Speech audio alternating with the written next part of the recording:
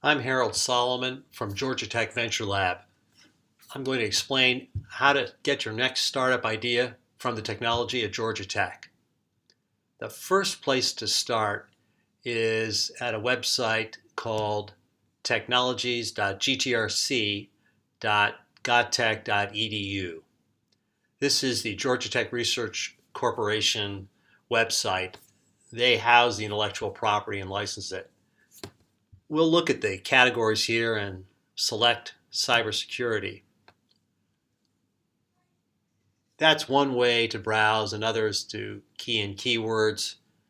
But just browsing will select the fingerprints for hardware.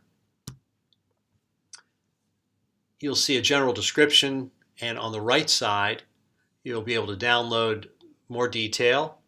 And importantly, you see the researchers and the GTRC representative, Renee Metters, who runs all the marketing of intellectual property out of Georgia Tech.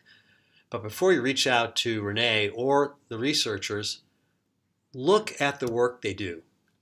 And you'll see the paper that generated the invention you're interested in, and you'll see a link to the inventors faculty webpage.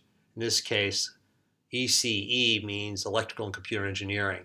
We'll follow this external link to see what Dr. Bea's work is about. And there's a general description there. You'll see his appointment and publications and patents. If you don't find publications and patents, Google Scholar will offer that for you also by searching for Georgia Tech and the name of the faculty. What I would encourage you to do is pull the titles of these papers if the links are not on the page, and they're not in this example, and glance at the abstract. A paper has a structure. You'll see the authors, and the abstract is just a one-paragraph summary that isn't as technical, and it'll give you an idea if that's the domain that brought you to the page of the faculty. You will also notice that Dr. Bea's name is the last name on the paper. The first name is usually the grad student or research scientist who did a lion's share of the work, and the rest of the researchers supported the work. And Dr. Bea's lab hosted and funded the work, and of course he guided the student.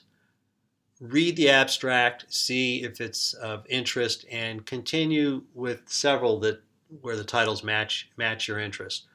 Once you've done that, you can now reach out to either the faculty or by all means to me or my colleagues at VentureLab, and we're happy to arrange a meeting.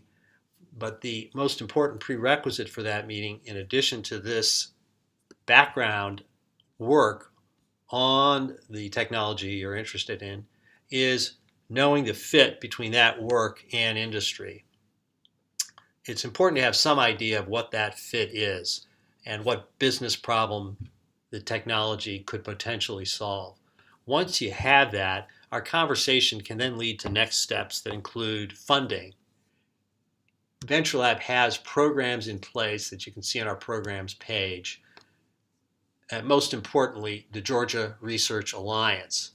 This is proof of principle funding available to Georgia Tech teams that have created research that's housed by GTRC. And once we've identified a business model and we build proof of principle with Georgia Tech Research Alliance funding, there's subsequent rounds available there. There are also techniques and funding available to help flesh out that business model, and NSF I-Corps is our important instrument in that battle to find the business model. We send teams to I-Corps all year.